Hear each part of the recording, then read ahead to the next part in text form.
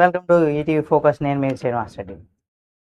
US, Iran, Israel ఈ 3 దేశాలకు సంబంధించి ఏదైతే యుద్ధం ఉందో దీనికి సంబంధించి ఏంటంటే ఇప్పుడు యుఎస్ ఎంబసీకి సైనిక స్థావరాలపైన దాడి చేస్తున్నటువంటి ఇరాన్ ఇప్పుడు టెక్ కంపెనీలపైన కూడా ఎక్కువగా ఫోకస్ పెట్టింది. యుఎస్కి చెందినటువంటి క్లౌడ్ డేటా అండ్ డెవలప్మెంట్ సెంటర్లు ఇరాన్ కొత్త టార్గెట్ల జాబితాలో కూడా చేర్చాయని ఆ దేశ మీడియా న్యూస్ ఛానల్ అయితే ఒక సంస్థ చెప్పుకొచ్చింది. దీంతో గల్ఫ్తో సహా ఇజ్రాయెల్లోని అమెరికా టెక్ కంపెనీలు అలర్ట్ అయ్యాయి.